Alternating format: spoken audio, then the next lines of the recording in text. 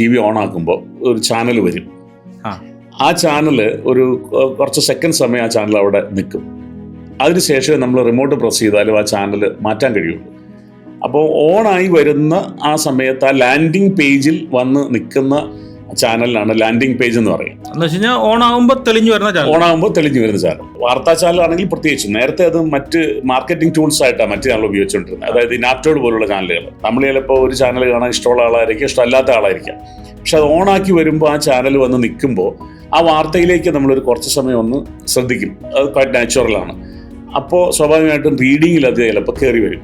ബാർക്കിൻ്റെ റീഡിങ്ങിൽ അത് കയറി വരും. പിന്നീടായിരിക്കും അവരത് മാറ്റുക. അതുകൊണ്ടാണ് ലാൻഡിംഗ് പേജ് എല്ലാ MSOകളും വലിയ ചാർജ് ഈടാക്കാറുണ്ട്. അവരുടെ കണക്ടിവിറ്റിക്ക് ബേസ് ചെയ്തിട്ട് ടെലിവിഷന് മുമ്പിൽ അടഞ്ഞിരുന്ന് പ്രോഗ്രാമുകൾ കാണുന്ന ഒരു തലമുറ ഇനി കേരളത്തിൽ ഉണ്ടാവില്ല. കേരള വിഷന് സ്വന്തമായിട്ട് OTT പ്ലാറ്റ്ഫോം ഉണ്ട്. കീ OTT എന്ന് പറയുന്നത് ഞങ്ങളുടെ OTT പ്ലാറ്റ്ഫോമാണ്. കേരള വിഷൻ ഇന്റർനെറ്റ് ഉപയോഗിക്കണം നിർബന്ധമുണ്ടോ? അല്ലല്ല, ഏത് പ്ലാറ്റ്ഫോമിൽ നിന്നും നമുക്ക് കീ OTT എടുക്കാം. അതിന്റെ ചാർജസ് മറ്റേതുമായിട്ട് കമ്പാരിറ്റീവ്ലി ആമസോണായിട്ട് ബന്ധപ്പെട്ട് നോക്കുമ്പോൾ കുറവാണ്. 88 ലക്ഷം വീടുകൾ കേരളത്തിൽ വൈദ്യുതീകരിച്ച ഭവനങ്ങളുണ്ടെന്നാണ് കണക്ക്. കറണ്ട് സിനാരിയയിൽ ഒരു 12 ലക്ഷത്തോളം വീടുകൾ അടഞ്ഞു കിടക്കുകയാണ്. പോയി ബാക്കി വരുന്ന വീടുകൾ, ആ വീടുകളിലെല്ലാം വൈദ്യുതി കണക്ഷനുണ്ട്, എല്ലായിടത്തും ടെലിവിഷനുണ്ട്. 30 ലക്ഷത്തോളം വീടുകളിൽ കേബിൾ TV സർവീസ് കൊടുക്കുന്നത് കേരള വിഷനാണ്. ബാക്കി എത്ര പ്ലേയേഴ്സ് ഉണ്ട്? ഏഷ്യാനെറ്റ് കേബിള്, അതുപോലെ തന്നെ സിറ്റി കേബിള്. നമ്മൾ ഇത്രയും നേരം സംസാരിച്ചു വന്നത് കേരള വിഷൻ്റെ അല്ലെങ്കിൽ കേബിൾ TV ഓപ്പറേറ്റേഴ്സിൻ്റെ കേബിൾ TV ഓപ്പറേറ്റിംഗ് അസോസിയേഷൻ്റെ സക്സസിനെ പറ്റിയാണ്. ഇപ്പോൾ എനിക്ക് തോന്നുന്നു ഇപ്പം അങ്ങ് ഉൾപ്പെടെയുള്ള ആൾക്കാർ, ഇപ്പം നേതൃത്വത്തിലിരിക്കുന്ന ആൾക്കാർ ഡിഷ് വെച്ച് കേബിൾ വലിച്ച്, അതായത് ആദ്യകാലത്ത് ഇപ്പം ഞാൻ പറഞ്ഞു, എൻ്റെ ഫ്രണ്ട് സുഭാഷിൻ്റെ കാര്യം പോലും പറഞ്ഞു. സുഭാഷ് എഞ്ചിനീയറിംഗ് കഴിഞ്ഞ ആളാണ്. പക്ഷേ സുഭാഷിനെ നമ്മളെപ്പോഴും കാണുമ്പം സുഭാഷിൻ്റെ വണ്ടിയിൽ ഒരു ഏണി ഉണ്ടാവും, സുഭാഷിൻ്റെ പുറകിൽ ഒരാളുണ്ടാവും, അവരെപ്പോഴും വെയിലുകൊണ്ട്. ഇത് ഒരാളുടെ കാഴ്ച മാത്രമൊന്നുമല്ല. ഇത് കേബിൾ TVയുടെ ഇന്നിപ്പം നേതൃത്വത്തിലിരിക്കുന്ന നിങ്ങൾ ഓരോരുത്തരുടെയും അനുഭവമാണ്. ഇത് ഇമോഷണലാണ്. ഈ സംഘടനയോടുള്ള അടുപ്പം ജീവിതമാണ്. അതൊക്കെ മാറി ഇപ്പം നിങ്ങളെല്ലാവരും സമ്പന്നരായി. അപ്പോൾ അടുത്ത ജനറേഷൻ അല്ലെങ്കിൽ പുതിയൊരു തലമുറ തുടങ്ങാൻ തുടങ്ങി. ഇപ്പം ലോകത്ത് തന്നെ കേരളത്തിൽ മാതൃകയായ ഇതേപോലെ ഒരു കോർപ്പറേറ്റ് മാതൃകയായിരുന്നു coffee house, Indian coffee house. അതായത് നമുക്ക് ചിന്തിക്കാൻ പറ്റാത്ത കാലത്ത് ഇപ്പം ICH ഇന്ത്യൻ കോഫി ഹൗസ്, ഇപ്പോൾ കഫേ കോഫി ഡേ ആയാലും അല്ലെങ്കിൽ അമേരിക്കൻ ബ്രാൻഡുകൾ ഇപ്പം ഇപ്പോൾ KFC ആയാലും ഒക്കെ തന്നെ ഒരേ രുചി ലോകത്ത് പല സ്ഥലത്തും ലഭിക്കുന്നു എന്ന കോൺസെപ്റ്റ് വരുന്നതിനൊപ്പമോ അതിനു മുൻപോ വന്നൊരു കോൺസെപ്റ്റാണ്. എല്ലായിടത്തും ഒരേ കാപ്പി കിട്ടുക. മനസ്സിലായി. അത് ഇവിടുത്തെ ഇടതുപക്ഷമാണ് അത് കൊണ്ടുവന്നത്. പിന്നെ AKGയുടെ ആണ് അതിൻ്റെ ഒരു കോൺസെപ്റ്റ്. അത് വലിയ കോൺസെപ്റ്റാണ് എന്ന് പറഞ്ഞ പോലെ. ഇപ്പൊ കേരള വിഷൻ അതേപോലെ ഒരു മോഡലിലേക്ക് എത്തിയിരിക്കുന്നു. അത് മലയാളിക്ക് അറിയില്ല. ഈ ഇന്റർവ്യൂ കാണുമ്പോൾ ഒരു പക്ഷേ മലയാളിക്ക് അത് മനസ്സിലായേക്കാം. ഇനി ഞാൻ മുന്നിൽ കാണുന്ന അല്ലെങ്കിൽ ഞാൻ വ്യാകുലപ്പെടുന്ന ഒരു കാര്യം എന്ന് പറഞ്ഞാൽ, ഇതിപ്പോൾ ഒരു അതിസമ്പന്ന പ്രസ്ഥാനമായി മാറി. ഇതിൻ്റെ സമ്പന്നത എങ്ങനെ നിലനിർത്താൻ പറ്റും? ഇതിൻ്റെ സമ്പന്നത തന്നെ ഇതിന് ഒരു ദോഷമായി അല്ലെങ്കിൽ ഇതിനൊരു നെഗറ്റീവ് ഷെയ്ഡിലേക്ക് ഇനി ഇതിലേക്ക് അടുത്തു കൂടുന്ന ആൾക്കാർക്കെല്ലാം തന്നെ ഇതിൻ്റെ സമ്പന്നതയായിരിക്കും ഇവരെ ആകർഷിക്കുക. ഇത്രയും നാൾ നിങ്ങൾ പൊരുതുകയും നിലനിൽക്കുകയും ചെയ്തിരുന്നതാണ്. ഇപ്പം നിങ്ങളോട് പൊരുതാൻ പോലും ഇവിടുത്തെ കോർപ്പറേറ്റുകൾ തയ്യാറല്ല. നിങ്ങളോട് നെഗോഷിയേറ്റ് ചെയ്യാനാണ് കോർപ്പറേറ്റുകൾ തയ്യാറാണ്. ഇനി നിങ്ങൾ നേരിടാൻ പോകുന്നത്, അതായത് ഒരു പ്രസ്ഥാനം ഉണ്ടാക്കുന്നതിനേക്കാൾ ബുദ്ധിമുട്ടാണ് ഒരു പ്രസ്ഥാനം നിലനിർത്തുന്നത് എന്ന് പറയുന്ന ഒരു തലത്തിലേക്ക് ഇപ്പം കേബിൾ TV ഓപ്പറേറ്റേഴ്സ് അസോസിയേഷൻ എത്തിക്കഴിഞ്ഞു. 1000 കോടി ടേൺ ഓവർ എന്നൊക്കെ പറഞ്ഞാൽ ചെറിയ കാര്യമല്ലല്ലോ. മനസ്സിലായി. എല്ലാവരും അതിൻ്റെ ഒരു ഫ്രൂട്ട് എൻജോയ് ചെയ്തൊരു കാലത്തിലെത്തി. ഇനി ഇതിൻ്റെ നിലനിൽപ്പ് എന്താണ്? ഫ്യൂച്ചർ എന്താണ്? മുൻപത്തേക്കാൾ ബുദ്ധിമുട്ട് ഇനി ഇത് തന്നെ ഇതിനെ സൃഷ്ടിക്കുന്നുണ്ടോ എന്നുള്ളതാണ് നമ്മൾ തിരിച്ചറിയേണ്ടത്. തീർച്ചയായും വളരെ ഇൻട്രസ്റ്റിംഗ് ആയിട്ടുള്ള ഒരു ക്വസ്റ്റ്യൻ തന്നെയാണ്. കാരണം വളരെ സീരിയസ് ആയിട്ട് ഞങ്ങൾ ആലോചിച്ചുകൊണ്ടിരിക്കുന്ന ഒരു സബ്ജക്റ്റായത്. ഗോവിന്ദൻകുട്ടി പറഞ്ഞ പോലെ തന്നെ ഈ സക്സസ് മാത്രമല്ല, അതിനകത്ത് പിന്നീട് നമ്മൾ അതിനകത്തൊരു ഫെയിലിയറും കൂടി നമ്മൾ പ്രതീക്ഷിക്കണം എപ്പോഴും. ഇപ്പോൾ ഈ സക്സസ് ഇത് ഒരു സാച്ചുറൈസേഷൻ പോയിന്റിൽ ഞങ്ങൾ വിചാരിക്കുന്ന കേരളത്തിലെ കേബിൾ TV ഇൻഡസ്ട്രി എത്തി നിൽക്കുക. കാരണം ഇനി ഈ ഒരു ന്യൂ ജെൻസിയുടെ കാലഘട്ടത്തിലേക്ക് നമ്മൾ മാറുകയാണ് അല്ലേ. ഒരു പുതിയ തലമുറയാണ് എത്തിക്കഴിഞ്ഞു. അവർക്കിനി ഈ പറയുന്ന പോലെ നാളെ ഈ ടെലിവിഷന് മുമ്പിൽ അടഞ്ഞിരുന്ന് പ്രോഗ്രാമുകൾ കാണുന്ന ഒരു തലമുറ ഇനി കേരളത്തിൽ ഉണ്ടാവില്ല. അതൊരു ഇനിയിപ്പോൾ കുറച്ച് അമ്മമാരും കുറച്ച് വീട്ടിൽ ഇരിക്കുന്ന പ്രായമുള്ളവരും കുറച്ച് വീട്ടമ്മമാരും ഒക്കെ തന്നെയുള്ളൂ അതിൻ്റെ ഭാഗമായിട്ട് നിൽക്കുന്നവർ. കാരണം നാളെ കേബിൾ ടെലിവിഷൻ പ്രോഗ്രാമുകൾ കാണാൻ അല്ലെങ്കിൽ പരിപാടികൾ കാണാൻ കേബിൾ ടി വിയുടെ ആവശ്യം ഉണ്ടാവാത്തൊരു കാലത്തിലേക്കാണ് നമ്മൾ പോകുന്നതെന്നുള്ളതിനെ കുറിച്ച് കൃത്യമായ ഒരു കാഴ്ചപ്പാട് കൃത്യമായ തിരിച്ചറിവുണ്ട്. തീർച്ചയായിട്ടും ഉണ്ട്. കാരണം നമുക്കൊരു പിന്നെ അത് നമ്മൾ കൃത്യമായി വാച്ച് ചെയ്തുകൊണ്ടായിരിക്കുന്നത്. കാരണം എന്ന് വെച്ച് കഴിഞ്ഞാൽ നമ്മളത് വാച്ച് ചെയ്യാതിരുന്ന ബിസിനസ്സുകളൊക്കെയാണ് വാഷ് ഔട്ടായി പോയിട്ടുള്ളത്. ഞങ്ങളിത് കൃത്യമായി സ്റ്റഡി ചെയ്തുകൊണ്ടിരിക്കുന്നുണ്ട്. അപ്പോൾ നമുക്കറിയാം ഓരോ പെർസെൻറ്റേജും എത്രത്തോളം പെർസെൻറ്റേജ് കുറവ് വരുന്നുണ്ട്, മാർക്കറ്റ് എങ്ങോട്ടാണ് പോണത്. ഇപ്പോൾ ABC മലയാളത്തിൻ്റെ കാര്യം നിങ്ങൾ തന്നെ എടുത്തുള്ളൂ. ഇതൊരു പുതിയ ജനറേഷൻ കാഴ്ചപ്പാടിലേക്ക് നിങ്ങളത് ഇതിനെ മാറ്റിയെടുത്തു ഇല്ലേ? കാരണം ഈ പിന്നെ ചാനലുകളുടെ കൺസെപ്റ്റ് തന്നെ മാറി. ഇനി വലിയ സ്റ്റുഡിയോ ഫ്ലോറും ഒക്കെ വെച്ച് വലിയ കോടികൾ ഇൻവെസ്റ്റ് ചെയ്തൊരു ചാനൽ വന്നാൽ ആ ചാനൽ മാർക്കറ്റിൽ നിന്ന് എടുക്കുന്ന മാർക്കറ്റ് ഷെയർ ഇപ്പോൾ ഏതാണ്ട് 40% ഉള്ളൂ. 60% മാർക്കറ്റ് കൊണ്ടുപോകുന്നത് ഡിജിറ്റൽ പ്ലാറ്റ്ഫോമുകളാണ് അല്ലേ? സതീഷിനൊക്കെ നല്ല എക്സ്പീരിയൻസ് ഉണ്ട്. കാരണം മാർക്കറ്റിംഗ് ഏജൻസികൾ ഇപ്പോൾ ബാർക്കിനെ പോലും നോക്കുന്നില്ല. അവർ വ്യൂവർഷിപ്പ് റേറ്റ് നോക്കി കൃത്യമായി എത്ര ചാനലുകൾ എത്ര ആളുകൾ കാണുന്നുണ്ടെന്നുള്ള റീഡിങ് അവർക്ക് അല്ലാതെ കിട്ടുന്നുണ്ട്. അപ്പം ഇതിലും കമ്പാരിറ്റീവ്ലി കുറഞ്ഞ റേറ്റിൽ പരസ്യം കൊടുക്കാൻ അവർ തയ്യാറായി മാറുന്നുണ്ട്. അപ്പം ഇൻഡസ്ട്രി മൊത്തം മാറിക്കൊണ്ടിരിക്കുക. അങ്ങനെ മാറുമ്പോൾ അത് ഞങ്ങളെ ബാധിക്കുമെന്ന് ഞങ്ങൾക്കറിയാം. സ്വാഭാവികമായും അടുത്ത ഓൾട്ടർനേഷനിലേക്ക് നമ്മൾ അടുത്ത ഓൾട്ടർനേറ്റീവ് എന്താണെന്നുള്ളത് നമ്മൾ ചിന്തിച്ചു തുടങ്ങണമല്ലോ. അതാണ് ഞങ്ങളുടെ അടുത്ത കൺസെപ്റ്റ് എന്ന് പറയുന്നത്. TSP എന്ന് പറയുന്ന ഞങ്ങളുടെ ഒരു പുതിയ കൺസെപ്റ്റ്, ടോട്ടൽ സർവീസ് പ്രൊവൈഡർ എന്ന് പറഞ്ഞാൽ നേരത്തെ ഞങ്ങൾ ആദ്യം കേബിൾ TV, പിന്നീട് ഞങ്ങൾ പിന്നെ ഇൻ്റർനെറ്റ്. അപ്പം ഇത് രണ്ടും മാത്രമാണ് ഒരു വീട്ടിൽ കൊടുത്തിരുന്നെങ്കിൽ ഇനി ഒരു വീട്ടിലേക്ക് മാത്രമല്ല, ഒരു നാഷണൽ ഓർ ഇൻ്റർനാഷണൽ കോർപ്പറേറ്റ് കമ്പനികൾക്ക് പോലും IT എനേബിൾഡ് ആയിട്ടുള്ള എല്ലാ സർവീസും കൊടുക്കാൻ കഴിയുന്ന രീതിയിലേക്ക് ഞങ്ങളുടെ ഇൻഫ്രാസ്ട്രക്ചറിനെ മാറ്റി.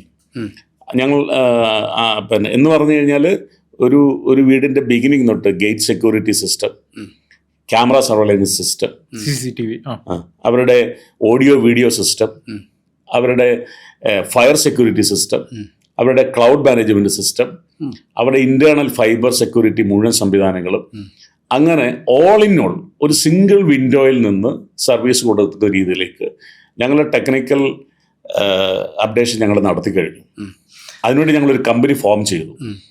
ആ കമ്പനി ഇപ്പോൾ കേരളത്തിൽ Lulu, Hyatt, Crowne Plaza, Abad hotel groups അടങ്ങുന്ന കമ്പനികളുടെ ഓൾറെഡി ഈ TSP വർക്കുകൾ ഞങ്ങൾക്ക് കോൺട്രാക്റ്റ് ഓൾറെഡി ഞങ്ങൾ എടുത്ത് ചെയ്തുകൊണ്ടിരിക്കുക ഇപ്പം തന്നെ. അതിനെ ഞങ്ങൾ ആ മാക്രോ ലെവലിൽ നിന്നും മൈക്രോ ലെവലിലേക്ക് താഴെത്തട്ടിലേക്ക്, ഉദാഹരണത്തിന് ഇപ്പോൾ ഇവിടെ നിങ്ങൾക്ക് ഗോവിന്ദൻകുട്ടി ഇപ്പോൾ ഒരു വീട് പണിയുമ്പോൾ അവിടെ കേരള വിഷൻ്റെ ഒരു ഫ്രാഞ്ചൈസിയെ മാത്രം നിങ്ങൾ അപ്രോച്ച് ചെയ്താൽ മതി. നിങ്ങൾക്ക് വേണ്ട ഈ ഫുൾ സർവീസും മാർക്കറ്റിലും കുറഞ്ഞ റേറ്റിൽ, കാരണം ഞങ്ങളൊരു ബൾക്ക് മാർക്കറ്റിലാണ് ഞങ്ങളുടെ പർച്ചേസ്. ഉദാഹരണത്തിന് ഞങ്ങളിപ്പോൾ ക്യാമറ എടുക്കുമ്പോൾ ഞങ്ങൾ എടുക്കുന്ന ക്യാമറയുടെ വോളിയം എടുത്ത് സർവീസ് ചെയ്യാൻ അവിടുത്തെ ഒരു ലോക്കൽ ഒരു ക്യാമറ സർവീസ് പോയിന്റുള്ളവർക്ക് പറ്റണമെന്ന് വരില്ല, ഒരു സ്വിച്ചസ് വയ്ക്കാൻ പറ്റണമെന്ന് വരില്ല. അപ്പം ഞങ്ങൾക്കെല്ലാം ഇൻ്റർനാഷണൽ ക്ലയൻസുമായിട്ടുള്ള എല്ലാ ഇതുമുണ്ട്. നമുക്ക് സ്വന്തമായിട്ട് വേണം ഞങ്ങൾക്കത് ചെയ്യാൻ പറ്റും. അപ്പോൾ എന്താ ചെയ്യുക, അങ്ങനെ വരുമ്പോൾ ഈ സർവീസ് അല്ല ഒരു സിംഗിൾ പോയിന്റിൽ നിങ്ങൾക്ക് കിട്ടും. നാളെ ഇത് അന്വേഷിച്ച് ക്യാമറ കേടാകുമ്പോൾ ഒരാളെ വിളിക്കുക, നിങ്ങളുടെ ഗേറ്റ് സെക്യൂരിറ്റി ഇതാകുമ്പോൾ വേറെ ഇടത്ത് വിൽക്കുക, നിങ്ങൾക്കൊരു ഹോം തിയേറ്റർ ഉണ്ട് അവിടെ എന്തെങ്കിലും ട്രബിൾ വന്നാൽ വേറെ ആളെ വിളിക്കുക, ഇതിനൊന്നും പോകണ്ട. ഒരു സിംഗിൾ പോയിന്റിൽ നിങ്ങൾ വിളിച്ചാൽ ഈ ഓൾ സർവീസ് നിങ്ങൾക്ക് ഫുൾ നമ്മൾ കേരള വിഷൻ്റെ ഈ പോയിന്റിൽ നിന്ന് കൊടുക്കും. അത് ഭയങ്കര സംഭവം. കാരണം വെച്ച് കഴിഞ്ഞാൽ ഈ പറയുന്ന കൺസ്യൂമേഴ്സിന് കേബിൾ ഓപ്പറേറ്ററുമായിട്ടുള്ള ബന്ധം ഇതൊരു ഭയങ്കര സംഭവമായിരിക്കും. എന്ത് ആവശ്യത്തിനും വിളിക്കാവുന്ന തൊട്ടടുത്തുള്ള ഒരാളാണ് ശരിക്കും ഒരു കേബിൾ TV കാരൻ. അയാളുടെ അടുത്തുനിന്ന് ഒരു സർവീസോടെ കിട്ടുക എന്ന് പറഞ്ഞാൽ തീർച്ചയായും ഇതിനൊരു വലിയൊരു മാറ്റം ഉണ്ടാക്കും. ഇന്റർനെറ്റ് റിലേറ്റഡ് ആയിട്ട് നിങ്ങളുടെ വീടിനെ എങ്ങനെയൊക്കെ കണക്ട് ചെയ്യണം, സ്മാർട്ട് ഹോം ആക്കി മാറ്റും. അതാണ് എക്സാക്ട്ലി കേരളത്തിൽ ഇനി സ്മാർട്ട് ഹോം ഉണ്ടാവും. Kerala vision smart home project എന്നാണ് അതിന്റെ ഇത് തന്നെ. അപ്പോൾ അതിന് വേണ്ടിയിട്ടാണ് ഞങ്ങളുടെ അടുത്ത ഇത്. അപ്പോൾ അതിലേക്കാണ് നമ്മൾ പുതിയൊരു കമ്പനി ടേണിങ്സ് എന്ന് പറഞ്ഞൊരു കമ്പനി രൂപീകരിച്ചിട്ട് അതിന്റെ കോർപ്പറേറ്റ് ഞങ്ങളിപ്പോൾ കേരളത്തിന് പുറത്തും ഞങ്ങൾ ബിസിനസ് ആലോചിക്കുന്നുണ്ട്, ഇന്ത്യക്ക് പുറത്ത്. ഇപ്പം കഴിഞ്ഞ ദിവസം സൗദിയിൽ ഞങ്ങളുടെ ഒരു മീറ്റിംഗ് ഉണ്ടായിരുന്നു. കാരണം അവിടെ ഇപ്പോൾ വേൾഡ് ഫുട്ബോൾ വരുന്നതായിട്ട് ബന്ധപ്പെട്ടുകൊണ്ട് TSP ആയി ബന്ധപ്പെട്ടുള്ള സർവീസിന് വേണ്ടിയിട്ടുള്ള ഒരു കൺസൾട്ടേഷന് വേണ്ടിയിട്ട് നമ്മളെ ഇൻവൈറ്റ് ചെയ്തിട്ടുണ്ടായിരുന്നു. പിന്നെ ഇപ്പോൾ ഞങ്ങൾ പിന്നെ കേരളത്തിൽ ഈ പറഞ്ഞ ഈ ഗ്രാസ് റൂട്ട് ലെവലിലുള്ള ഇത്തരം ആ സർവീസും കൂടി ചെയ്യാൻ പറ്റുന്ന രീതിയിൽ സെപ്പറേറ്റ് കമ്പനിയാണ് അല്ലേ? സെപ്പറേറ്റ് കമ്പനിയാണ്. TSP ടേണിങ്സ് എന്ന് പറയുന്ന മറ്റൊരു കമ്പനിയാണ്. അതേപോലെ തന്നെ ഞങ്ങളുടെ ഒരു പുതിയ ഇന്നോവേഷനാണ് അത് ടൂറിസം. കേരളത്തിൽ ഇനി നാളത്തെ ഒരു ഫ്യൂച്ചറിസ്റ്റിക് ആയിട്ടുള്ള ഒരു ഇതെന്ന് പറയുന്നത് ഒരു ബിസിനസ് എന്ന് പറയുന്നത് ടൂറിസം തന്നെയാണ്. ഞങ്ങൾ ടൂറിസത്തിലേക്ക് പല കമ്പനികളും ടൂറിസം ഇപ്പോൾ ഇവിടുന്ന് ആളുകളെ പിന്നെ ട്രാവൽ ഏജൻസികളുണ്ട്, ടൂർ കൊണ്ടുപോകുന്നുണ്ട്, പിന്നെ ഇവിടെ കൊണ്ടുവരുന്നുണ്ട്, പലതും ചെയ്യുന്നുണ്ട്. അപ്പം ഞങ്ങൾ ആലോചിച്ചു അത് എത്ര പെർസെൻറ്റേജ് പോവുകയും വരികയും ചെയ്യുന്നുണ്ട്. ഞങ്ങളുടെ തന്നെ കൺസ്യൂമേഴ്സിന് എത്ര പേർക്ക് അവർ കാണാൻ ആഗ്രഹിച്ച കാഴ്ചകൾ കാണാൻ കഴിയുന്നുണ്ട്. പലതരത്തിലും പലർക്കും പലതും മിസ്സാവുന്നുണ്ട്. കാരണം ഒന്ന് ബഡ്ജറ്റ് തന്നെയാണ്, പിന്നെ അവർക്ക് ഒറ്റയ്ക്ക് പോകാനുള്ള മടി. ഇപ്പം ഒറ്റയ്ക്ക് പോകാൻ തന്നെ പണമില്ല, ഇനി ഒന്നിച്ച് പോകണമെന്നുണ്ടെങ്കിൽ വീട്ടുകാരെല്ലാം കൊണ്ട് പോകണമെങ്കിൽ അതിന് ഒരു പണം വേണം. ഇതൊന്നും കഴിയാതെ ഈ സ്വപ്നങ്ങൾ മനസ്സിൽ തന്നെ കുഴിച്ചു മൂടി മരിച്ചു പോകുന്ന അല്ലെങ്കിൽ ഈ ലോകം വിട്ടു പോകുന്ന ഒട്ടനവധി ആളുകളെ കാണാൻ കഴിഞ്ഞു. അപ്പോൾ എന്താണ് അതിൻ്റെ ഒരു സൊല്യൂഷൻ? അതിനെ എങ്ങനെ ഞങ്ങളുടെ കേരള വിഷനുമായിട്ട് ഇവരുടെ ഈ സ്വപ്നങ്ങളെ എങ്ങനെ കണക്ട് ചെയ്യാം എന്നിങ്ങനെ ആലോചിച്ചു. അങ്ങനെ ആലോചിച്ചിട്ടാണ് ഞങ്ങൾ ഇന്ത്യയിൽ തന്നെ ഒരുപക്ഷെ വേൾഡിൽ തന്നെ ആദ്യത്തെ വെബ് ബേസ്ഡ് മൊബൈൽ ഒരു ആപ്ലിക്കേഷൻ, ടൂറിസം ആപ്ലിക്കേഷൻ ഞങ്ങൾ ലോഞ്ച് ചെയ്തു. ആണ് S2Go എന്ന് പറയുന്ന ഒരു ആപ്ലിക്കേഷൻ. അതിൻ്റെ ആഡൊക്കെ വന്നു തുടങ്ങുന്നുണ്ട്. എന്ന് പറഞ്ഞാൽ നിങ്ങൾക്ക് പ്ലേ സ്റ്റോറിൽ നിന്നോ ആപ്പ് സ്റ്റോറിൽ നിന്നോ ആപ്ലിക്കേഷൻ ഡൗൺലോഡ് ചെയ്യാം. ആ ഡൗൺലോഡ് ചെയ്ത് കഴിഞ്ഞാൽ ആപ്ലിക്കേഷനകത്ത് നമ്മൾ കൊടുക്കുന്ന എല്ലാ പാക്കേജസും ഉണ്ട്.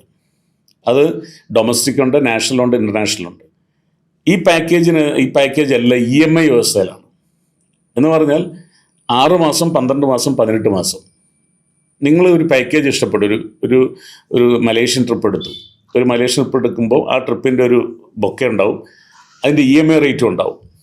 നിങ്ങൾക്ക് അവിടെ തന്നെ ആ ആപ്ലിക്കേഷൻ വഴി ഒരു ഓഫീസിലും വരേണ്ട കേരള വിഷൻ്റെ ആപ്ലിക്കേഷൻ വഴി നിങ്ങൾക്ക് പറ്റുന്ന EMI മാസം ഒരു 2000 രൂപ അടയ്ക്കേണ്ട EMI ആണെങ്കിൽ നിങ്ങൾ ആ EMI ഓപ്ഷൻ എടുത്തിട്ട് നിങ്ങൾക്ക് ഈ പണം അടയ്ക്കാം.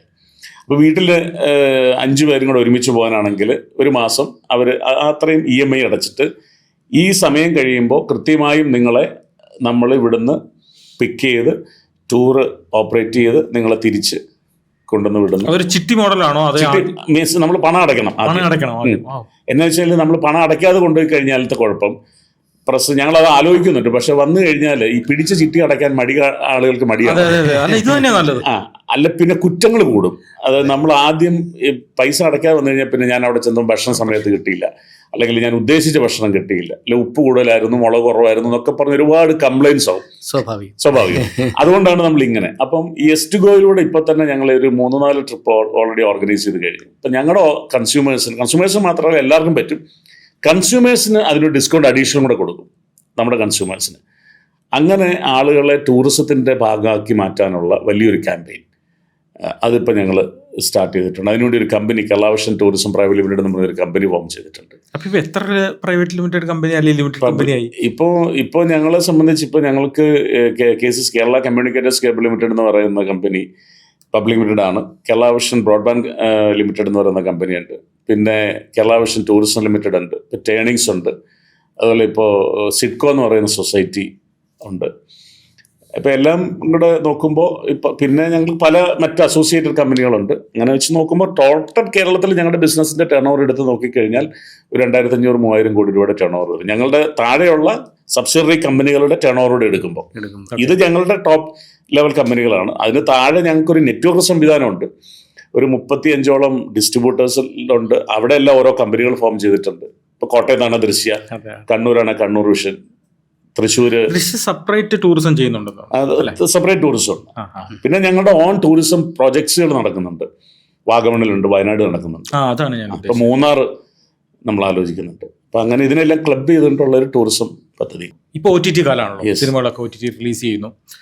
റിലയൻസ് പോലുള്ള എന്റർടൈൻമെന്റ് കമ്പനികളൊക്കെ സിനിമ പിടിക്കുന്നു. അതെ. കേരള വിഷൻ ഈ ഭാഗത്ത് എന്താണ് ചെയ്യുന്നത്? കേരള വിഷന് സ്വന്തമായിട്ട് OTT പ്ലാറ്റ്ഫോം ഉണ്ട്. കീ OTT എന്ന് പറയുന്നത് ഞങ്ങളുടെ OTT പ്ലാറ്റ്ഫോമാണ്. ഞങ്ങളുടെ ഓൺ OTT പ്ലാറ്റ്ഫോമാണ് കീ. അപ്പോൾ പിന്നെ ഈ ഇന്റർനെറ്റ് ഉള്ളവർക്ക് എല്ലാവർക്കും എടുക്കാൻ കഴിയും. ഞാൻ ചോദിക്കുന്നത്, കേരള വിഷൻ ഇന്റർനെറ്റ് ഉപയോഗിക്കണം നിർബന്ധമുണ്ടോ? അല്ലല്ല, ഏത് പ്ലാറ്റ്ഫോമിൽ നിന്നും നമുക്ക് OTT എടുക്കാം. അതിന്റെ ചാർജസ് മറ്റതുമായിട്ട് ഇപ്പോൾ ആമസോൺ കമ്പാരിറ്റീവ്ലി ആമസോണായിട്ട് ബന്ധപ്പെട്ട് നോക്കുമ്പോൾ കുറവാണ്. ഈ OTT പാക്കേജുകൾ ഇപ്പോൾ കേരള വിഷൻ ബ്രോഡ്ബാൻഡ് എടുക്കുന്നവർക്ക് OTT പാക്കേജുകളുടെ ഒരു ബൊക്കെ ഉണ്ടോ? ലൈക്ക് OTT പ്ലേ, OTT ഇപ്പം ഞങ്ങളിപ്പോൾ ഞങ്ങളുടെ ഇതുമായിട്ട് ബന്ധപ്പെട്ടിട്ട് പല ബൊക്കകൾ ഞങ്ങൾ ഓരോ ടൈം ടു ടൈം നമ്മളത് സീസൺ വൈസൊക്കെ ഓരോരോ പുതിയ ബൊക്കകൾ നമ്മൾ അനൗൺസ് ചെയ്യാറുണ്ട്. ഇപ്പോൾ ഏറ്റവും പുതിയതായിട്ട് നമ്മൾ കണക്ട് ആൻഡ് വിൻ എന്ന് പറഞ്ഞിട്ട് ഞങ്ങളുടെ ഒരു ഇത് നടന്നുകൊണ്ടിരിക്കുക. നമ്മുടെ പിന്നെ ബേസിൽ ജോസഫാണ് ഞങ്ങളുടെ ബ്രാൻഡ് അംബാസിഡർ. ഇപ്പോൾ ഈ വർഷത്തെ ഞങ്ങളുടെ ബ്രാൻഡ് അംബാസിഡർ. ഇപ്പം ഞങ്ങൾ ഏറ്റവും ലേറ്റസ്റ്റ് ആയിട്ട് അതിൻ്റെ അനൗൺസ്മെൻറ്റ് ഇപ്പോൾ നടന്നുകൊണ്ടിരിക്കുന്നുണ്ട്. കണക്ട് വിൻ 100 ബൈക്കുകളും കാറും സമ്മാനമായിട്ട് കൊടുക്കുന്ന, TV-കളും സമ്മാനമായിട്ട് കൊടുക്കുന്ന ഒരു വലിയ 2 കോടി രൂപയുടെ ഒരു സമ്മാന പദ്ധതി ഇപ്പോൾ നടന്നുകൊണ്ടിരിക്കുന്നുണ്ട്. ഓക്കെ, ഇനി നമുക്ക് ഈ ലാൻഡിങ് ചാനൽ ഇഷ്യൂ, അങ്ങനെ ഇപ്പോൾ സുജയ പാർവതിയൊക്കെ പറയുന്നുണ്ട് ലാൻഡിങ് ചാനൽ എന്ന് പറയുന്ന ഒരു സംഭവത്തിൽ അത് പണം കൊടുത്താണ് കിട്ടുക. എന്താണ് ശരിക്കും ഈ ഒരു സംഭവം? അത് ഇപ്പോൾ ട്രൈ ഒക്കെ പറയുന്നുണ്ട് ലാൻഡിങ് ചാനൽ കൊടുക്കാൻ പറ്റില്ല എന്നൊക്കെ പറയുന്നുണ്ട്. എന്താണ് സംഭവം? ഇപ്പോൾ അത് സതീഷ് ഇപ്പോഴത്തെ ചോദിച്ച ഇപ്പോൾ ഏറ്റവും കൂടുതൽ ചർച്ച നടന്നുകൊണ്ടിരിക്കുന്ന ഒരു പോയിന്റാണ് അത്. കാരണം ലാൻഡിങ് എന്ന് പറഞ്ഞു കഴിഞ്ഞാൽ ഇപ്പോൾ നമ്മളൊരു ചാനൽ TV ഓൺ ആക്കുമ്പോൾ TV ഓണായി വരുമ്പം തന്നെ ഒരു ചാനൽ വരും. ആ ചാനൽ കുറച്ച് സെക്കൻഡ് സമയം ആ ചാനൽ അവിടെ നിൽക്കും. അതിനുശേഷം നമ്മൾ റിമോട്ട് പ്രസ് ചെയ്താലും ആ ചാനൽ മാറ്റാൻ കഴിയുള്ളൂ. അപ്പോൾ ഓണായി വരുന്ന ആ സമയത്ത് ആ ലാൻഡിങ് പേജിൽ വന്ന് നിൽക്കുന്ന ചാനലിനാണ് ലാൻഡിങ് പേജ് എന്ന് പറയുന്നത്. എന്ന് വെച്ച് കഴിഞ്ഞാൽ ഓണാകുമ്പോൾ തെളിഞ്ഞു വരുന്ന ചാനൽ. അപ്പം ആ ചാനൽ വരുമ്പോൾ സ്വാഭാവികമായും ആളുകൾ വാർത്താ ചാനലാണെങ്കിൽ പ്രത്യേകിച്ചും നേരത്തെ അത് മറ്റ് മാർക്കറ്റിംഗ് ടൂൾസ് ആയിട്ടാണ് മറ്റു ചാനൽ ഉപയോഗിച്ചുകൊണ്ടിരുന്നത്, അതായത് ഇനാപ്റ്റോഡ് പോലുള്ള ചാനലുകൾ. ഇപ്പോൾ ലാൻഡിങ്ങിലേക്ക് പിന്നെ ഇപ്പം ന്യൂസ് ചാനൽ വരികയാണെങ്കിൽ ഒരു ഏത് ചാനലും ആയിക്കോട്ടെ, നമ്മൾ ചിലപ്പോൾ ഒരു ചാനൽ കാണാൻ ഇഷ്ടമുള്ള ആളായിരിക്കും, ഇഷ്ടമല്ലാത്ത ആളായിരിക്കാം. പക്ഷെ അത് ഓണാക്കി വരുമ്പോൾ ആ ചാനൽ വന്ന് നിൽക്കുമ്പോൾ ആ വാർത്തയിലേക്ക് നമ്മളൊരു കുറച്ച് സമയം ഒന്ന് ശ്രദ്ധിക്കും. അത് ക്വൈറ്റ് നാച്ചുറലാണ്. അപ്പോൾ സ്വാഭാവികമായിട്ടും റീഡിങ്ങിൽ അത് ചിലപ്പോൾ കയറി വരും, ബാർക്കിൻ്റെ റീഡിങ്ങിൽ അത് കയറി വരും. പിന്നീടായിരിക്കും ഇവരത് മാറ്റുക. അതുകൊണ്ടാണ് ലാൻഡിംഗ് പേജ് എല്ലാ MSOകളും വലിയ ചാർജ് ഈടാക്കാറുണ്ട് അവരുടെ കണക്ടിവിറ്റിക്ക് ബേസ് ചെയ്തിട്ട്. കാരണം അത് എക്സ്പെൻസീവാണ്. കാരണം നമ്മൾ സോഫ്റ്റ്വെയർ അതിൽ ഒരുപാട് ഇൻവെസ്റ്റ് ചെയ്തിട്ട് വേണം ആ സോഫ്റ്റ്വെയറിൽ അതിൻ്റെ അപ്ഡേഷൻ കൊണ്ടുവരാൻ വേണ്ടിയിട്ട്. അപ്പം ഞങ്ങളെപ്പോലുള്ള കമ്പനികൾ ഇത്രയും ലക്ഷക്കണക്കിന് ബോക്സുകളിൽ ഈ സോഫ്റ്റ്വെയർ അപ്ഡേഷൻ ചെയ്യാമെന്ന് പറഞ്ഞു കഴിഞ്ഞാൽ കോടിക്കണക്കിന് രൂപയുടെ ഇൻവെസ്റ്റ്മെൻറ്റാണ്. ആ ഇൻവെസ്റ്റ്മെൻറ്റ് ചെയ്തിട്ടാണ് ആ ഫെസിലിറ്റി നമ്മൾ ഒരു കമ്പനിക്ക് കൊടുക്കുന്നത്. സ്വാഭാവികമായും അത് റേറ്റ് അതിൽ ഉണ്ടാവും, ചാർജബിൾ ആവും. അല്ലാതെ നമുക്ക് ഒരിക്കലും അത് കൺസിഡറബിൾ അല്ല. അതിന്റെ നേട്ടമായി എടുക്കുന്ന കമ്പനിക്കും ഉണ്ടാവും. മനസ്സിലായി. പക്ഷേ ഈ കിട്ടുന്ന പണവും ഉപഭോക്താക്കൾക്ക് മറ്റുള്ള സാധനങ്ങളിൽ നിങ്ങൾ കൊടുക്കുകയും ചെയ്യും. അപ്പൊ ഇത്തരത്തിലൊക്കെയാണ് നമ്മുടെ ഞാൻ നേരത്തെ പറഞ്ഞില്ലേ, ഒരു ചാർജ് കൂടുതൽ ഒരു പിന്നെ കൺസ്യൂമേഴ്സിന് ബാധിക്കാത്ത രീതിയിൽ ഞങ്ങൾ മെയിൻറ്റെയിൻ ചെയ്തു പോകുന്നത്. ഇങ്ങനെയൊക്കെ കിട്ടുന്ന റവന്യൂ ഞങ്ങൾ ഇതിനെ പല രീതിയിലേക്ക് ആ നിലക്ക് വിനിയോഗിക്കുന്നുണ്ട്. ഇപ്പം ശ്രീകണ്ഠൻ നായരാണ് അദ്ദേഹം പല മീറ്റിങ്ങുകളിലും ഒക്കെ പറയാറുണ്ട്, കേരള വിഷൻ ഇല്ലായിരുന്നെങ്കിൽ എനിക്ക് മുന്നോട്ട് പോകാൻ പറ്റിയില്ല. കെയറിംഗ് ഫീ ഇനത്തിൽ എന്നെ സപ്പോർട്ട് ചെയ്തുകൊണ്ട്, ഇപ്പോൾ അമൃത TV ഒക്കെ ആണെങ്കിലും പറയാറുണ്ട്, കേരള വിഷൻ ഞങ്ങളെ ചേർത്ത് പിടിച്ചുകൊണ്ടാണ് നമുക്കുണ്ടാകുന്നത്. എന്താണ് ഈ കെയറിംഗ് ഫീനെ പറ്റി? ഇതും അതുമായിട്ട് ചാനലുകളിൽ നിന്ന് ഇപ്പോൾ ഒരു സ്ഥലത്ത് സാർ പറഞ്ഞിട്ടുണ്ട്, ഈ പേ ചാനലുകൾ ഞങ്ങളുടെ കയ്യിൽ നിന്ന് പിടിച്ചു വാങ്ങുന്നുവെന്ന്. അതുപോലെ തന്നെ ചാനലുകളിൽ നിന്ന് പിടിച്ചു വാങ്ങുന്ന ഒരു എമൗണ്ട് ആണോ കെയറിംഗ് ഫീ? പിടിച്ചു വാങ്ങുന്ന എമൗണ്ട് എന്ന് പറയാൻ പറ്റില്ല. ഇപ്പം ഞാൻ പറഞ്ഞല്ലോ, നമ്മളിപ്പോൾ ഒരു ഉദാഹരണത്തിന് കാരിയേജ് എന്ന് പറയുന്നത്, ഇപ്പോൾ ഒരു ചാനൽ ഇപ്പോൾ ഇവിടെ ഈ റൂമിലേക്ക് ഒരു ചാനൽ കേബിൾ വഴി എത്തണം എന്നുണ്ടെങ്കിൽ അത് വരേണ്ടത്, ഇപ്പം ഞങ്ങളെ സംബന്ധിച്ചാണെങ്കിൽ തൃശ്ശൂർ പുതുക്കാടാണ് ഞങ്ങളുടെ കൺട്രോൾ റൂം. അവിടുന്ന് നമ്മൾ റെയിൽവേയുടെ ഫൈബർ റെൻറ്റിന് എടുത്തിട്ട് അത് ഇവിടെ റെയിൽവേ സ്റ്റേഷനിൽ അണ്ടർഗ്രൗണ്ട് UG ഫൈബർ വരും. അവിടുന്ന് ഞങ്ങളുടെ അവിടുത്തെ ഓഫീസിലേക്ക് ഓവർഹെഡ് ഫൈബർ വരും. അവിടെ നിന്ന് നമ്മൾ ഇവിടം വരെയുള്ള വൈദ്യുതി പോസ്റ്റുകളുടെ ഒപ്റ്റിക്കൽ ഫൈബർ വഴി ഇത്രയും ഒരു 100 പോസ്റ്റ് ഉണ്ടെങ്കിൽ ഒരു പോസ്റ്റിന് ഇപ്പോഴത്തെ നിരക്കനുസരിച്ച് ഒരു 300 രൂപ ഒരു മാസം നമ്മൾ പണം അടയ്ക്കണം. അങ്ങനെ അടച്ച് ആ ഫൈബർ വഴിയാണ് ഈ കേബിൾ ഇവിടേക്ക് എത്തുക, ഒപ്റ്റിക്കൽ ഫൈബർ വഴി സർവീസ് എത്തുക. അപ്പോൾ അതിന് എത്രയൊക്കെ എടുത്ത് പേയ്മെൻറ്റ് വരുന്നുണ്ടെന്നുള്ള അറിയാമല്ലോ. അങ്ങനെയാണ് ഈ ചാനലുകൾ നമ്മളിവിടെ എത്തിക്കുന്നത്. സ്വാഭാവികമായും ആ ചാനലുകൾ ക്യാരി ചെയ്യാൻ അപ്പോൾ ഇവിടെ വരുമ്പോൾ എന്താ പറയുക, എന്നിട്ട് പിന്നെ ആ പേ ചാനലാണെങ്കിൽ അവർക്ക് പേയ്മെൻറ്റ് മാസം നമ്മൾ വേറെ കൊടുക്കണം. അപ്പോൾ ആ ക്യാരിയേജ് എന്നുള്ള നിലയ്ക്ക് അതിനുള്ളൊരു ചോരയായിട്ടാണ് എല്ലാ MSOകളും ക്യാരിയേജ് ഫീസ് ഈടാക്കുന്നത്. പക്ഷേ അത് പലരും അത് അവരുടെ ഒരു മൊണോപ്പൊളി ആയി കഴിഞ്ഞാൽ അവർ പറയുന്ന തുക വാങ്ങിക്കുന്ന രീതിയുണ്ട്. അല്ലെങ്കിൽ ആ ചാനൽ ആർക്കും കാണാൻ പറ്റില്ല. അപ്പോൾ എത്ര കോടി മുടക്കി ആരെന്ത് ചാനൽ ഇൻവെസ്റ്റ് ചെയ്താലും ഇപ്പോൾ കേരള വിഷൻ ഒരു ചാനൽ ക്യാരി ചെയ്തില്ലെങ്കിൽ കേരളത്തിലെ 1/3 വരുന്ന ആളുകൾ ആ ചാനൽ ഒരിക്കലും കാണില്ല.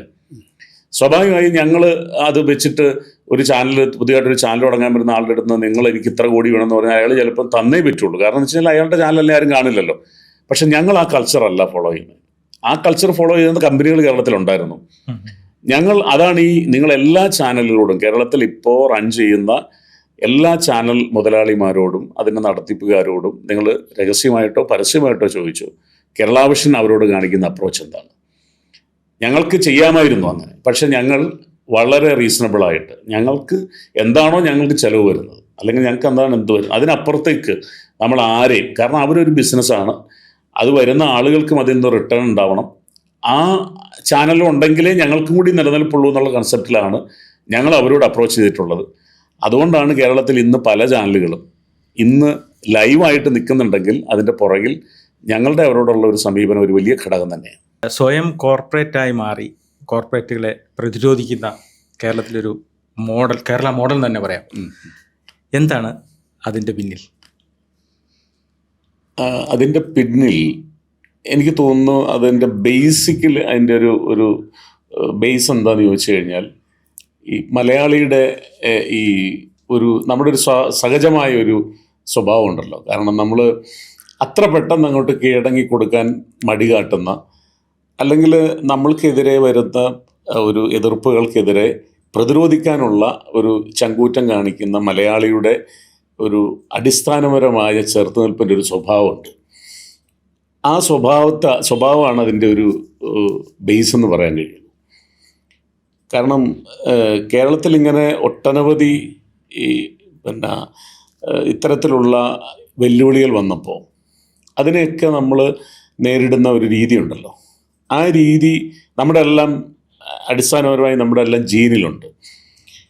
അത് ചിലയിടത്ത് അത് ആപ്ലിക്കബിൾ ആവും, ചിലയിടത്ത് ആപ്ലിക്കബിൾ ആവില്ല. അത് ആപ്ലിക്കബിൾ ആവുന്നത് അതിനെ ലീഡ് ചെയ്യുന്നവരുടെ ആ ഒരു ഇതും കൂടി ഇതിനോട് ചേർന്ന് വരുമ്പോഴാണ്.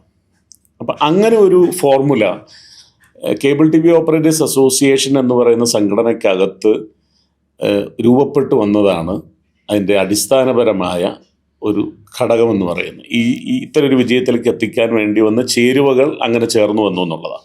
വളരെ വളരെ സിമ്പിളായി പറഞ്ഞാൽ സംഘടനാ താല്പര്യമുള്ള കുറേ പേര് ഇതിനകത്ത്, അതാണ് അതിൻ്റെ സിമ്പിളായിട്ടുള്ള ലീഡർഷിപ്പ്. ഞാനത് പറയാൻ കാര്യം, ഈ കേബിൾ ടി വി ഓപ്പറേറ്റേഴ്സ് അസോസിയേഷനെ പോലെ ഇപ്പോൾ കേരളത്തെ സംബന്ധിച്ച് പറയുമ്പം കേരളത്തിൽ നമുക്കറിയാം ഇപ്പോഴത്തെ സ്റ്റാറ്റസ് എടുക്കുമ്പോൾ ഏതാണ്ട് 3.25 കോടി ജനങ്ങളാണ് കേരളത്തിൻ്റെ ടോട്ടൽ പോപ്പുലേഷൻ എന്ന് പറയുന്നത്. 88 ലക്ഷം വീടുകൾ കേരളത്തിൽ വൈദ്യുതീകരിച്ച ഭവനങ്ങളുണ്ടെന്നാണ് കണക്ക്. 88 ലക്ഷത്തോളം വീടുകൾ. അതിലിപ്പോഴത്തെ ഒരു കറണ്ട് സിനാരിയോയിൽ ഒരു 12 ലക്ഷത്തോളം വീടുകൾ അടഞ്ഞു കിടക്കുകയാണ്. ബാക്കി വരുന്ന വീടുകൾ, ആ വീടുകളിലെല്ലാം വൈദ്യുതി കണക്ഷനുണ്ട്, എല്ലായിടത്തും ടെലിവിഷനുണ്ട്. ആ ടെലിവിഷനകത്ത് അത്രയും വീടുകളുള്ളതിൽ 30 ലക്ഷത്തോളം വീടുകളിൽ കേബിൾ ടി വി സർവീസ് കൊടുക്കുന്നത് കേരള വിഷനാണ്. എന്ന് പറഞ്ഞാൽ 88 ലക്ഷം വീടിൽ നിന്ന് 12 ലക്ഷം വീട് അടഞ്ഞു കിടക്കുന്നത് മാറ്റി നിർത്തിയാൽ പോയിട്ട് വരുന്നത് ഏതാണ്ട് 66 ലക്ഷം വീടുകൾക്കകത്ത് നേർപകുതിയോളം 30 ലക്ഷത്തോളം വീടുകളിൽ ഈ സർവീസ് കേരള വിഷൻ എത്തിക്കുന്നു എന്ന് പറയുമ്പോൾ ആണ് ഞങ്ങളുടെ സർവീസ് ഏരിയ എത്ര വലുതാണെന്നുള്ളത്. ബാക്കി എത്ര പ്ലേയേഴ്സ് ഉണ്ട്? ബാക്കി പ്ലേയേഴ്സ് എന്ന് പറയുമ്പോൾ ഇവിടുത്തെ മറ്റ് മേജർ പ്ലേയേഴ്സായിട്ട് വരുന്ന ഏഷ്യാനെറ്റ് കേബിള്, അതുപോലെ തന്നെ സിറ്റി കേബിള്, അതേപോലെ ഞങ്ങളെപ്പോലെ തന്നെ ലോക്കൽ കേബിൾ ആയിട്ടുള്ള ആളുകൾ ഒരുമിച്ച് ചേർന്നിട്ടുള്ള ചെറിയ ചെറിയ ഓർഗനൈസേഷൻ, ഇൻഡിപെൻഡൻ്റ് ആയിട്ട് നിൽക്കുന്ന ഓപ്പറേറ്റേഴ്സ്. അപ്പോൾ ടോട്ടൽ ഓപ്പറേറ്റേഴ്സിൻ്റെ എണ്ണം നമ്മൾ കണക്കൂട്ടിയാൽ ഒരു 5000-ഓളം ഓപ്പറേറ്റേഴ്സാണ്, 6000-ഓളം ഓപ്പറേറ്റേഴ്സാണ് കേരളത്തിലുള്ളത്. ഓപ്പറേറ്റേഴ്സ് ഉണ്ട്. അതിൽ 50% AC. അല്ല, ഈ 6000 ഓപ്പറേറ്റർമാരിൽ 5000-ഓളം അംഗങ്ങൾ കേബിൾ ടി വി ഓപ്പറേറ്റേഴ്സ് അസോസിയേഷൻ്റെ മാത്രം മെമ്പേഴ്സാണ്. ബാക്കി 1000 ഉള്ളൂ പുറത്ത് നിൽക്കുന്നത്. ആ പുറത്ത് നിൽക്കുന്ന ആ അത്രയും ആളുകൾക്കകത്ത് 3 ഓർഗനൈസേഷൻസ് ഉണ്ട്. ചെറിയ ഓർഗനൈസേഷൻ, ACV ഉൾപ്പെടെയുള്ള മറ്റ് കോർപ്പറേറ്റ് കമ്പനികൾ, ഇൻഡിപെൻഡൻ്റ് ആയിട്ട് ഇതിലൊന്നും പെടാതെ നിൽക്കുന്ന ചില ഇൻഡിപെൻഡൻ്റ് ഓപ്പറേറ്റേഴ്സ്, അങ്ങനെ വരുന്ന ഒരു ഗ്രൂപ്പാണ്. ബാക്കി റെസ്റ്റ് ഓഫ് എത്ര കൺട്രോൾ റൂംസ് ഉണ്ടാവാൻ സാധ്യതയുണ്ട്? ഞങ്ങളെ സംബന്ധിച്ച് സിംഗിൾ കൺട്രോൾ റൂമാണ്, ഒറ്റ കൺട്രോൾ റൂമാണ്. അപ്പോൾ ബാക്കിയുള്ളവർക്കും ഇതേപോലെയുള്ള കൺട്രോൾ റൂംസുകൾ ഉണ്ടാവും. എല്ലായിടത്തും. ഇപ്പം മറ്റ് കമ്പനികൾക്കും ഇതേപോലെ തന്നെ ഉണ്ട്. അപ്പൊ ഇത്രയാണ് കേരളത്തിന്റെ കേബിൾ ടി വി സമൂഹം എന്ന് പറയുന്ന ഒരു പ്രവീൺ സാർ വളരെ സിമ്പിൾ ആയിട്ട് 5000 എന്ന് പറഞ്ഞു. ഈ 5000ന്റെ സ്ട്രെങ്ത് എന്ന് പറഞ്ഞു കഴിഞ്ഞാൽ 5000 കമ്പനികളാണ്, ഈ 5000 നെറ്റ്വർക്കുകളാണ്. ഈ 5000 നെറ്റ്വർക്ക് 30 ലക്ഷം വീടുകൾ എന്ന് പറഞ്ഞു കഴിഞ്ഞാൽ മനോരമ പത്രത്തിൽ കഴിഞ്ഞ് കൂടുതലാണ്. തീർച്ചയായിട്ടും ഒരു പബ്ലിക് നരേഷനിലേക്ക് എത്തിക്കാതിരുന്ന എനിക്ക് തോന്നുന്നു അതിനൊരു PR വർക്ക് തന്നെ ചെയ്യും. PR വർക്ക് ശരിക്കും ചെയ്യേണ്ടതുണ്ടായിരുന്നു. പിന്നെ ഞാൻ പറഞ്ഞല്ലോ, ഈ ഇൻഡസ്ട്രിയിൽ കാരണം എന്താണെന്നറിയാം സാർ, ഇത് കേരള വിഷൻ്റെ ബെനിഫിറ്റിന് അപ്പുറത്തേക്ക് ഇതുണ്ടാക്കുന്ന ഒരു വൈബ് വേറെയാണ്. നമ്മളിപ്പോൾ ഇവിടെ ABC വർക്ക് ചെയ്യുന്ന ആൾക്കാരെല്ലാം ഇവിടെ നിന്ന് ഇറങ്ങിയിട്ട് ABC ചാനൽ തുടങ്ങും. അപ്പോൾ എല്ലാവരും എൻ്റെ അടുത്ത് ചോദിക്കും ഇതെന്താ. അപ്പം ഞാൻ കാണുന്നതിന് വളരെ പോസിറ്റീവായിട്ടാണ്. അവർക്ക് ഞാൻ ഇൻസ്പിറേഷൻ ആയല്ലോ, അല്ലെങ്കിൽ സ്ഥാപനം ഇൻസ്പിറേഷൻ ആയല്ലോ. തീർച്ചയായിട്ടും എവിടെയെങ്കിലും ഒരാൾ ഇത് നടത്തുകയും ഇവിടുന്ന് നടത്തി ഇതിൽ നിന്നൊരു ഫ്യൂച്ചർ ഉണ്ടാക്കുകയും അല്ലെങ്കിൽ ഇതിന് പൈസ ഉണ്ടാക്കുന്നോ അല്ലെ പേരുണ്ടാക്കുന്നോ അല്ലെ ഫ്രണ്ട്ഷിപ്പ് ഉണ്ടാക്കുന്നോ ഒരാൾക്ക് തോന്നിപ്പിക്കാൻ പറ്റുന്ന ചെറിയ കാര്യമല്ല, ഒരിക്കലുമല്ല. മോട്ടിവേഷൻ എന്ന് പറയുന്നത് ഭയങ്കര. അപ്പം നമ്മുടെ ഈ പുതിയ തലമുറ കാണുന്ന അവരുടെ സ്വപ്നങ്ങൾ വളരെ വലുതാണ്. അവർ 300 കോടി 200 കോടി 500 കോടി 1000 കോടി സ്വപ്നം കാണുന്നതിന് നമുക്കൊരു കേരള മോഡലുണ്ട് എന്നുള്ളത് ഒരു പക്ഷേ മലയാളി അറിയാതിരുന്നത് ഒരു വലിയ സങ്കടമായിട്ട് എനിക്ക് തോന്നുന്നു. ഇപ്പോഴെങ്കിലും അതിന് ഞങ്ങൾക്ക് ABCക്കെങ്കിലും അതിന് കാരണമാകാൻ കഴിഞ്ഞതിൽ അഭിമാനിക്കുന്നു. ഇല്ല, തീർച്ചയായിട്ടും നിങ്ങളങ്ങനെ ഒരു ഒരവസരം എനിക്ക് തന്നതിന് ഞാൻ പ്രത്യേകിച്ചും ABC ചാനലിനോടും അതുപോലെ തന്നെ സതീഷിനോടും ഗോവിന്ദൻകുട്ടിയോടും ഒക്കെ നന്ദിയുള്ളവനാണ്. സാറിന് ഇപ്രാവശ്യം നമ്മൾ ഇലക്ഷൻ എല്ലാ പ്രാവശ്യവും നടക്കാറുണ്ട്. ഇത്തവണ കേബിൾ ടിവിയുടെ മീറ്റിങ്ങുകളൊക്കെ നടക്കുമ്പോൾ പ്രവീൺ സാർ തന്നെയാണ് പറഞ്ഞത് നമുക്കെല്ലാം വേറൊരു ഇലക്ഷൻ ഉണ്ടാവില്ല എന്നൊക്കെ നമുക്കറിയാം. കാരണം ഇതിൻ്റെ തുടക്കം മുതൽ എല്ലാ സ്ട്രഗിളുള്ള സമയത്തും അല്ലെങ്കിൽ ഇതിൻ്റെ എന്താ പറയുക, ഒരു 1000 രൂപയുടെ സാറ് തന്നെ പറഞ്ഞു, 1000 രൂപയുടെ ഷെയർ എടുത്ത് ആരംഭിച്ച ആ സമയം മുതൽ ഏറ്റവും വെൽത്തുള്ള സമയത്തും പ്രസിഡന്റ് അല്ലെങ്കിൽ ഈ കഴിഞ്ഞ 1000 കോടി അച്ചീവ് ചെയ്യുമ്പോഴും അഭിമാനത്തോടുള്ള ആ ഒരു മീറ്റിങ്ങിലൊക്കെ ഞാനും പങ്കെടുത്തിട്ടുണ്ടായി. അപ്പോൾ ആ ഒരു സമയത്ത് വീണ്ടും ഇലക്ഷൻ ഒന്ന് കഴിയട്ടെ അല്ലെങ്കിൽ തെരഞ്ഞെടുപ്പ് ഒന്ന് കഴിയട്ടെ എന്ന് വിചാരിച്ചാണ് നമ്മളിരുന്നത്. വീണ്ടും ഇത് കഴിഞ്ഞു. എല്ലാ കമ്പനികളിലും ആളുകളെല്ലാം ഓരോ എന്ന് വെച്ചാൽ നമുക്ക് പരിചയമുള്ള ആളുകൾ അങ്ങോട്ടും ഇങ്ങോട്ടും ഒക്കെ മാറി എല്ലാവരും വന്നു. ആ ഒരു കൂടുതലുള്ള ആളുകളെ മുഴുവൻ കൃത്യമായി പ്ലേസ് ചെയ്യുന്ന, അല്ലെങ്കിൽ അവിടെ തുടക്കം മുതൽ പ്രവർത്തിച്ച എല്ലാ ആളുകളെയും ഞാൻ ഇപ്രാവശ്യം കണ്ടതാണ്. അവരെ ഏത് സ്കിൽ സെറ്റിലാണോ അവർക്ക് എന്താണോ ചെയ്യാൻ പറ്റുന്ന ആ സ്ഥലങ്ങളിലൊക്കെ കൃത്യമായി അവരെ പ്ലേസ് ചെയ്തിട്ടുണ്ട്. ഇപ്പോൾ കേരള വിഷൻ ന്യൂസിലാണ് പ്രീഷ് അച്ചാനി സാർ. ഓരോ സ്ഥലത്തും ഞാൻ സിബി സാറിനെയൊക്കെ ഓരോ സ്ഥലത്തും എനിക്കത് എങ്ങനെയാണ് അവർ വന്നാലേ നന്നാവുമെന്ന് സാറിനുണ്ടോ? എങ്ങനെയാണ് ആ സ്ട്രഗിൾ മുതൽ ആദ്യം മുതൽ ഇങ്ങനെ എനിക്ക് തോന്നുന്നു ഇപ്പോൾ ഒരു 9 വർഷമായിട്ടുണ്ടാവും ഈ ഇതിന്റെ ലീഡർഷിപ്പിൽ തന്നെ വന്നിട്ട്. ഇത്തവണ എന്ത് മാജിക്കാണ്? ഘട്ടങ്ങളിലായി 9 വർഷത്തോളം പ്രസിഡന്റ് ആയിട്ടിരുന്നത്. അതെ എന്ത് മാജിക്കാണ് ഇപ്പൊ കാണിച്ചേക്കുന്നത്? അത് ഒരു എക്സ്പീരിയൻസ് സതീഷ്. എന്താണെന്ന് വെച്ച് കഴിഞ്ഞാൽ ഈ സംഘടനയ്ക്കകത്ത് ഒരു 10-25 വർഷക്കാലത്തെ പ്രവർത്തന പരിചയം, അതിൻ്റെ ഏറ്റവും മുതിർന്ന എക്സിക്യൂട്ടീവ് കമ്മിറ്റി എന്ന് പറയുന്ന ഒരു കമ്മിറ്റിയിൽ തന്നെ 10-18 വർഷക്കാലം തുടർച്ചയായിട്ട് ഇരുന്ന ഒരു അനുഭവം. ഇപ്പം ഞാൻ പ്രസിഡൻ്റ് ആവുന്നത് തന്നെ ആദ്യ ടൈം 5 വർഷം പ്രസിഡൻ്റ് ആയതിനു ശേഷം 11 വർഷങ്ങൾക്ക് ശേഷമാണ് ഞാൻ വീണ്ടും പ്രസിഡൻഷിപ്പിലേക്ക് വരുന്നത്. സാധാരണഗതിയിൽ അത്രയൊരു ലോങ് പീരീഡ് കഴിഞ്ഞാൽ പിന്നെ വീണ്ടും ഒരാൾ അങ്ങനെ ഒരു ലീഡർഷിപ്പിലേക്കൊക്കെ വരുന്നത് വളരെ അപൂർവമാണ്. 11 വർഷത്തിന് ശേഷം വീണ്ടും പ്രസിഡൻ്റായി, വീണ്ടും ഇപ്പോൾ 2ാം ടൈം വീണ്ടും ആയി. ഇപ്പോൾ 4 ടൈമുകളിലായി, ഏതാണ്ട് 9 വർഷക്കാലമായി. അപ്പോൾ എനിക്ക് എൻ്റെ ഒപ്പം നിൽക്കുന്ന ഓരോരുത്തരെ കുറിച്ചും നല്ല ബോധ്യമുണ്ട്. ഒരാളെ എന്തിനു നമുക്ക് ഉപയോഗിക്കാം, അയാളുടെ എബിലിറ്റി എന്താണ്, അയാളുടെ മെറിറ്റ്സ് ആൻഡ് ഡീമെറിറ്റ്സ് എന്താണ്. അപ്പം അതുകൊണ്ട് തന്നെ എനിക്ക് ശേഷം വന്ന എൻ്റെ സീനിയറായിട്ടുള്ള 3-4 ആളുകൾ മാത്രമാണ് ഇപ്പോൾ സംഘടനയിലുള്ളത്. ഗോവിന്ദേട്ടൻ, വിജയേട്ടൻ, അബൂബക്കർ സിദ്ദിഖ് പോലുള്ള 2-3-4 ആളുകൾ മാത്രമാണ്. ബാക്കി വന്നവരെല്ലാം എൻ്റെ ജൂനിയേഴ്സായിട്ടുള്ള ആളുകളാണ്. സ്വാഭാവികമായും ഞാൻ അവരെ വന്നപ്പോൾ തൊട്ട് കണ്ടുകൊണ്ടിരിക്കുകയല്ലേ.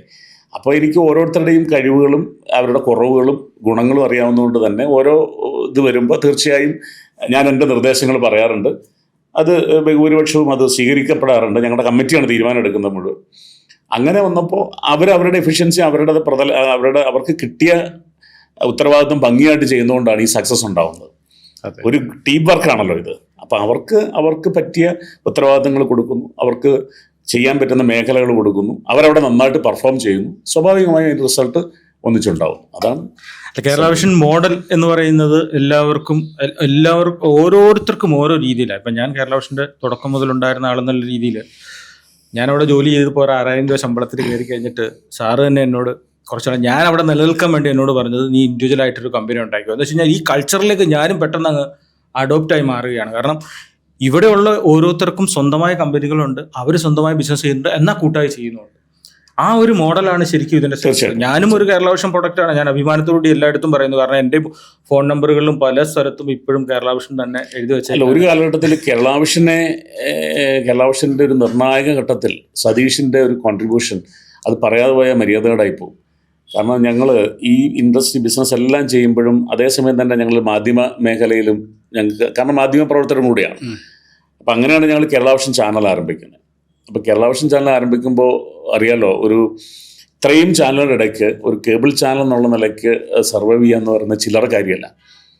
അപ്പം ഞങ്ങൾ ഒരുപാട് സ്ട്രഗിൾ ചെയ്തിട്ടുണ്ട് ആ ചാനൽ നടത്താൻ വേണ്ടിയിട്ട്. അന്ന് ഞങ്ങളുടെ ഒരു ഏറ്റവും വലിയ ഒരു എന്താ പറയുക, ഞങ്ങളുടെ ഒരു നട്ടെല്ലെന്ന് പറയുന്നത് സതീഷായിരുന്നു. കാരണം ഞങ്ങൾക്ക് എക്സ്പെക്റ്റ് ചെയ്യാൻ പറ്റുന്ന ഒരു റവന്യൂ, ഗ്യാരൻറ്റീഡ് ആയിട്ടുള്ള ഒരു റവന്യൂ അതെന്നും സതീഷ് കൊണ്ടുവന്നിട്ടുണ്ട്. കാരണം സതീഷിൻ്റെ ഒരു അറിയാലോ ആ ഒരു നേച്ചർ അതങ്ങനെയാണ്. വർക്കഹോളിക്കാണ്, ഡൈനാമിക്കാണ്, സിൻസിയറാണ്. അല്ല, അതിന്റെ സ്വാതന്ത്ര്യം ഉണ്ടല്ലോ, അതിന്റെ സ്വാതന്ത്ര്യം ഉണ്ടായിരുന്നു. അപ്പൊ അങ്ങനെ ഞങ്ങളുടെ ഒരു കൺസെപ്റ്റ് ഒരു വിൻ വിൻ സിറ്റുവേഷനാണ്. നമ്മൾ രണ്ടുപേരും വളരണം, ഒരാൾ മാത്രമല്ല, രണ്ടുപേരും വളരണം. അപ്പോൾ ആ ഒരു ഫ്രീഡം ഞങ്ങൾ സതീഷിനും കൊടുത്തിട്ടുണ്ടായിരുന്നു. അത് അദ്ദേഹത്തിൻ്റെ കരിയറിലും അല്ല ലൈഫിലും ഗുണമായിട്ടുണ്ട്, ഞങ്ങൾക്കും ഗുണമായിട്ടുണ്ട്. അപ്പം അങ്ങനെ വന്നവരായതുകൊണ്ട് ഞങ്ങളെക്കുറിച്ച് കുറേ കൂടുതലായിട്ട് സതീഷിന് ആളുകളെയും ഒക്കെ നന്നായിട്ട് അറിയാൻ കഴിയും. അപ്പം എന്തായാലും അതാണ്, ആ ബന്ധമാണ് എന്നെ ഇവിടെ ഇരുത്തിയത്. ഇപ്പോൾ ഈ 1000 കോടി എന്നുള്ളത് ഒരു തുടക്കം മാത്രമാവട്ടെ. അടുത്ത പ്രാവശ്യം നമ്മൾ മീറ്റ് ചെയ്യുമ്പം അത് 5000, 10000 അങ്ങനെ എല്ലാ കമ്പനികളും അതിന്റെ വളരെ കൂടുതലാണ്. അല്ല, ഇത് കഴിഞ്ഞ വർഷത്തെ ഫിനാൻഷ്യൽ ഇയറിലെ കണക്കാണ്. ഓൾറെഡി അത് കൂടിയിട്ടുണ്ടാവും. ഞങ്ങളിപ്പോ ഈ മാർച്ചിൽ അതിന് മുകളിൽ വന്നിട്ടുണ്ട്, 1200 മുകളിലേക്ക് ഇപ്പം എത്തിയിട്ടുണ്ട്. അപ്പോൾ എല്ലാവിധ ആശംസകളും. ഇനിയും കേരള വിഷൻ എന്ന ബ്രാൻഡ് ലോകത്തിന് മാതൃകയാവട്ടെ. This video is powered by AVT premium tea.